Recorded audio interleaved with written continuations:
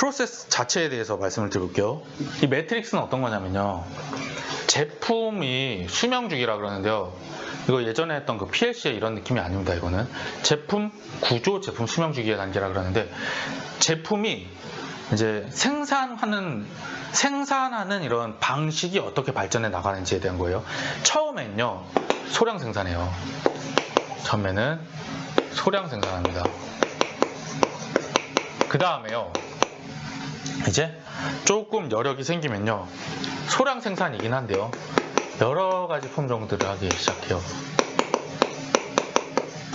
그 다음엔요, 다품종 소량 생산을 거치고 나면요, 이제 기술이 발달하기 시작해요. 그러면서 대량 생산을 하게 됩니다. 근데 아직은 소품종이요, 소품목, 소품종, 뭐 얘를 대량 생산을 하다가요, 나중엔요 대량 생산을 하는데요, 이때부터는 어떤 거냐면요, 극단적으로 표준화가 돼요. 너무 기술이 발달해서. 그래서 대량 생산에다 플러스 표준화예요. 이렇게 보시면 될 것 같아요. 이렇게 기술이 쫙 발전해 나가거든요. 근데 거기 맞춰서 기술이 아니라 이렇게 프로세스가, 제품에 대한 뭐 니즈라든가 여러 가지 프로세스가 이렇게 흘러나가는데, 거기 맞춰서 물건을 만드는 공정도요, 물건 만드는 방식도, 프로세스도 이렇게 맞춰서 발전해 나가야 된다는 겁니다. 예를 들면요, 이런 거예요. 주문 생산 공정이라는 건요, 여기 있죠? 내가 주문 들어오면은 그 주문 들어온 개수만큼 그냥 뚝딱뚝딱 그냥 만들어가는 거예요. 가내수공업이나 이런 걸로 생각하시면 될 것 같은데, 사람 들어오면은 그냥 미용실에서 머리 한 명 깎아주고 뭐 이런 것들, 아니면 수제화 주문 들어오면 하나 만들어주고 그런 거고요. 그 다음에 배치 생산 공정이라고도 하거든요. 배치 생산 공정이라고 하는 게 있는데요, 이거 이름을 잘 알아두셔야 돼요.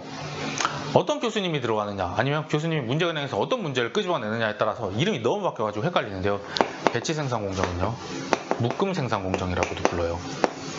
배치 이꼴 묶음이라고 보면 돼요. 배치는요, 이런 걸로 보시면 돼요. 한 묶음, 한 배치 이러면요, 여기 예시가 이게 들어가 있거든요. 배치 생산 공정이라고 해서 잘 안 보이니까 제가 써놓을게요.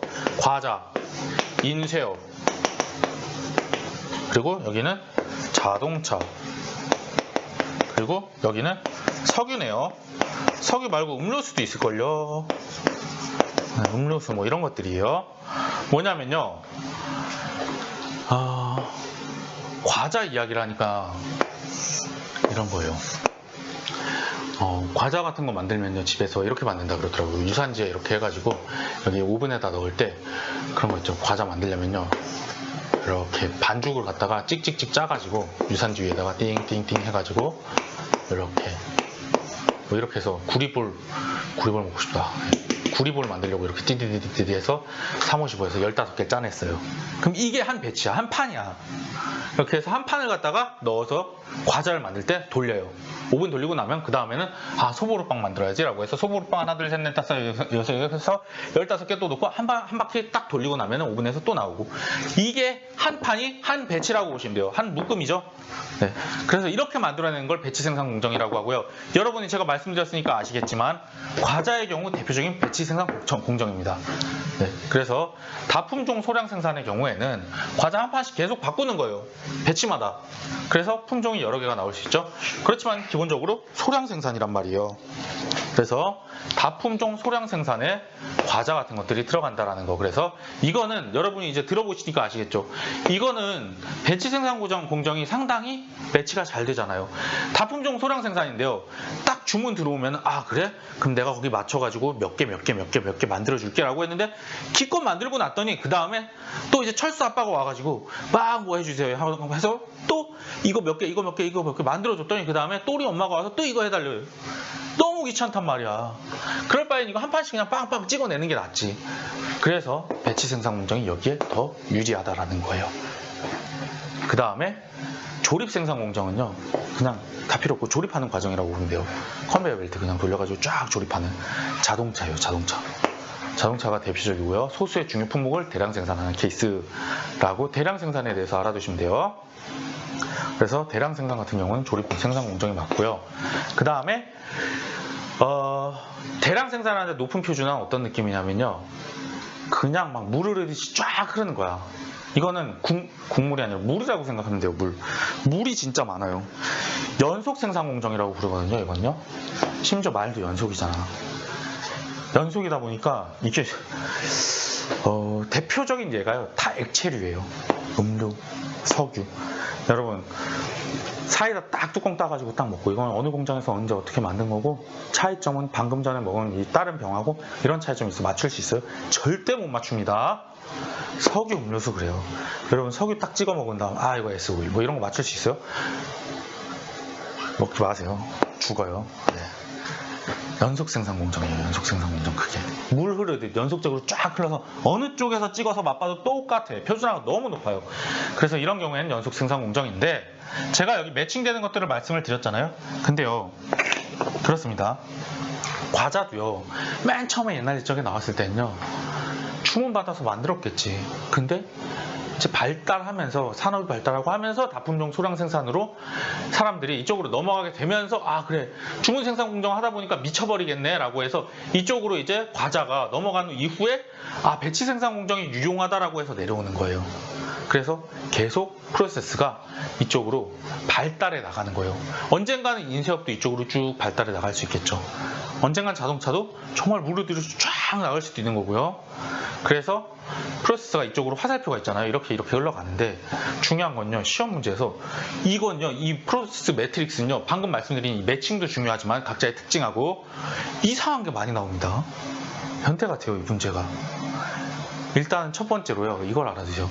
한 번에 두 개가 동시에 발달하는 경우는 거의 없다라는 게 논문에 있어요. 근데 교수님들이 여기에 꽂혔어요. 그래서 이 둘 중 하나가 먼저 발달을 하고 그 이후에 이쪽으로 간다. 기역자든 니은자든 이런 식으로 한 번에 두 개가 동시에 발전하는 경우는 없고 요렇게 이런 식으로 발달해서 가는 과정을 거친다. 제품 구조 수명 주기가 발달을 먼저 앞서 나가고 그 다음에 거기 맞춰 나가거나 이런 식으로 간다라는 거 알아두시고요. 그 다음에 웃긴 게 있습니다. 그 다음에 시험에서 되게 많이 나오는 거. 여러분도 이거 시험에 나온다는 걸 알고 들어가면 괜찮은데 모르고 들어가면 뭐야 이딴 문제가 어딨어라고 이야기할 게 하나 있어요. 이거. 실현 불가능한 게 있습니다. 소량 생산이에요. 주문도 조금 들어와서 소량 생산하는데 연속 생산 공정이라 물 흐르듯이 막 콸콸콸 쏟아지게 쫙 나오는 거예요. 연속 생산 공정이라는 것 자체가 기본적으로 대량 생산을 전제에 두고 하는 겁니다. 근데 소량 생산 이거 불가능할 것 같지 않아요? 그리고 주문을 하는데 대량 생산을 하면서 주문받고 대량 생산 높은 표준화가 될까요? 이게? 안 됩니다. 근데 여러분이 이거를 교수님은 뭐라고 생각하냐면요. 다음 중 제품 프로세스 매트릭스에 대해 옳은 것은 하고 이거 여러분 다 가려버립니다. 보지 마세요라고 다 이 그림 자체가 없으면서 제품 프로세스 매트릭스에 우측 상단과 좌측 하단은 존재할 수 없다. 실현 불가능하다. 이러면 어떻게 알아요 이거를? 이렇게 시험 문제가 나왔었습니다. 얼마나 벙찌겠어요. 이게 나온다는 걸 모르는 상태로 가면 실현 불가해요. 이거 꼭 알아두세요. 문제에서는요. 이거 특징하고요. 그 다음에 지문에서 이 기역자, 니은자로 이렇게 간다는 거 혹은 실현 불가 이쪽 파트 있죠. 이게 아마 꼭 나올 겁니다. 네. 설비 배치 방법에 대해서 말씀드리면요. 특징만 알아두세요. 뭐가 위치 고정형이고 뭐가 공정별이고 뭐가 제품별이지. 제가 설명드릴게요. 페이지로 203페이지입니다. 제품별 배치 같은 경우에는요. 제품별로 배치를 하는 거예요. 예를 들면요. 이런 식이에요. 제품 A, B, C 이런 식으로 해서 쫙 프로세스가 있어요. 뭐 하는 사람 이렇게 해서 배치가 이렇게 공정이 쫙 깔려 있는 거예요. 이게 제품별 배치입니다. 공정별 배치는 뭐냐면요. 얘는요. 이런 거예요. 작업 A 하지 말자. 1 작업 2 작업 3 그냥 이런 식으로 돼 있고요. 제품 A를 만드는 데는요. 작업 2를 한 다음에 1을 한 다음에 2를 한 다음에 3을 다시 해야 돼. 뭐 이러면요. 제품 A는 이렇게 돌아요. 야, 제품 A 해야 된다는데 이러면은 그래? 그럼 작업 2, 그 다음 1, 그 다음에 2 다시 갔다가 1 한 번 갔다가 3으로 가야 돼. 뭐 이러고요. 제품 B는 그냥 1, 2, 3 순서대로 하면 돼. 이러면은 제품 B 같은 경우는요. 그냥 쫙 흘러가는 거예요. 이런 식으로. 장점이 뭐겠어요? 이거 딱 보면 너무 복잡하고 막 엉망진창이고 효율성 떨어지는 것 같죠? 근데 여기에 극단적인 장점이 하나 있습니다. 이건요, 제품 ABCD, EFG, HIG 이렇게 다 돼. 왜?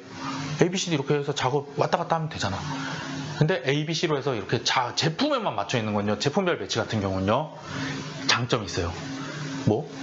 빠르잖아. 딱 봐도. 이거 막 개판이 아니에요. 따다다닥 다 돼. 근데 다만 단점은요, 유연성이 떨어져. 제품 D 갖고 오면은 ABC 애들이 그러는 거예요. 오늘 A, B, C만 만들 건데 D는 안 돼. 싫어. 얘는 근데 다른 작업이 가능하다는 거예요. 그런 차이가 있습니다. 공정별 배치와 제품별 배치의 장단점입니다, 이게. 네, 그렇게 보시면 되고요. 대신에 공정별 배치는 요건 하나 알아두세요. 이렇게 되면요, 여기저기서 막 재고가 쌓이고 난리가 나요. 효율성이 떨어지다 보니까 재고 비용이 증가한다는 단점이 있습니다. 그래서 이런, 다른 건 상식선에서 할 수 있을 것 같은데, 이거는 여러분이 잘 모를까봐, 얘는 공정별 배치는 재고 비용이 증가합니다 라는 거 알아두세요. 네. 헷갈리는 거 위주로 하고 있습니다. 그 다음으로 넘어가서 위치 고정형 배치는요, 요거 두 개만 예시 들어드리면 바로 알 수 있을 것 같은데, 위치 고정형은요, 위치가 고정되어 있는 거예요. 여러분, 아파트 만들어가지고 아파트 택배로 붙이고 막 이러는 거 봤어요? 아니면은 배를 만들어가지고, 배를 뭐든지 서울에서 만든 게 최고지 이러면서 서울에서 배 만들어가지고 차에 실어가지고 막 인천항, 부산항까지 옮기는 거 봤어요? 아파트 배 이런 거요. 배는 거제조선소 뭐 이런 데도 있잖아요. 위치, 네, 이렇게 덩치가 큰 것들은요, 혹은 움직이기 힘든 것들은요, 위치를 고정해놓고 작업자들이 움직이는 거예요, 거기에서. 그래서 얘를 위치 고정형 배치라고 부릅니다. 네, 선박주택 이런 게 대표적인 예예요. 이렇게 알아두시고요. 다음으로 넘어서 이제 마지막입니다. 이거 안 지웠네요. 서비스 매트릭스라고 해요. 마케팅에서 서비스가 좀 다르다는 거 이야기했었죠. 서비스 마케팅하고 일반 제품 마케팅하고, 그것처럼 생산 측면에서도 똑같습니다. 서비스는 독특한 성질이 있기 때문에, 무형성이라든가 이런 독특한 성질이 있기 때문에 서비스 매트릭스가 따로 있어요. 네. 그래서 이거에 대해서 간단하게 한번 말씀을 드리자면요, 고객화 정도가 높은지 낮은지에 따라서, 그리고 노동 집약도가 얼마나 높은지 낮은지에 따라서 서비스 매트릭스에서는 얘를 카테고리를 지어놓고 있어요. 예를 들어볼까요? 고객화 정도가 커스터마이제이션이에요. 고객마다 다른 서비스를 받는 거예요. 근데 이게 낮으면서 노동이, 사람이 이제 일을 와서 하고 고객하고 이제 밀접하게 관련이 되는 게 적은 케이스예요. 어떤 게 있을까요? 호텔 같은 경우는요, 호텔이 서비스 해주는 건 뭐예요? 호텔 가면은 그 사람들이 막 저한테 뭐 마사지 해주고 그러지 않잖아요. 호텔에서 내가 자는 거예요. 항공, 비행기를 내가 타고 가는 거잖아요. 뭐 가마꾼이 막 지게 메고 가듯이 막 이렇게 해서 막 사람들이 나를 막 어깨에 메고 가고 이런 게 아니잖아. 항공, 운수, 배 이런 것들은요, 고객화 정도 낮아요. 뭐 끽해봤자 뭐 호수별로 뭐 이렇게 몇 개 이렇게 나눠지잖아요. 뭐 프레스티지, 그리고 뭐 아니면 비즈니스, 뭐 비행기 같은 경우에는 이코노미 뭐 이런 식으로 이렇게 카테고리가 얼마 없어요. 커스터마이제이션이 얼마 안 돼 있어요. 이런 경우 둘 다 낮아요. 노동 집약도도 낮고 고객화 정도도 낮으면요, 이건요 공장이야, 공장. 그냥 막 찍어낸 거 쓰는 거예요. 서비스를 서비스 공장이라고 부릅니다. 이거는. 네, 서비스 매트릭스에서 서비스 공장에 해당하고요. 그 다음에 고객화 정도가 근데 높아요. 노동 집약도는 낮으면서 이거는 가게예요, 가게. 네. 서비스 숍입니다. 공장은 아니고. 네. 서비스 숍이라고 그러고요. 병원이라든가 차량 수리 같은 것들이에요. 커스터마이제이션 돼 있죠. 딱 갔는데, 물론 여러분 막 이런 거 생각하면 안 됩니다. 맨날 아파서 가면 똑같이 빨간 약 주고 그러잖아요. 이런 거 아니에요. 어쨌든 다 여러분에게 고객화가 잘 돼서 나오는 겁니다. 그렇게 막 무책임하게 막 그런 게 아니에요. 커스터마이제이션 여러분 병에 대해서 돼 있는 거예요. 그래서 병원이라든가 차량 수리 같은 경우는 서비스 숍이라고 합니다. 네. 그리고 이제 노동 집약도가, 그럼 이것도 노동 집약도가 높은 편 아니에요 라고 생각을 할 수도 있는데, 진짜 높은 것들을 볼 수 있어요. 노동 집약도가 높은 애들은요, 고객화 정도가 높으면서 높은 거 봐볼까요? 그럼 예를 들어서 전문 서비스라고 불러요. 회계사, 세무사, 변호사 이런 사람들은요, 얘랑 만나서 하지만 얘를 위해서 계속 일을 해줘요. 내가 몸빵을 막 뛰는 거예요.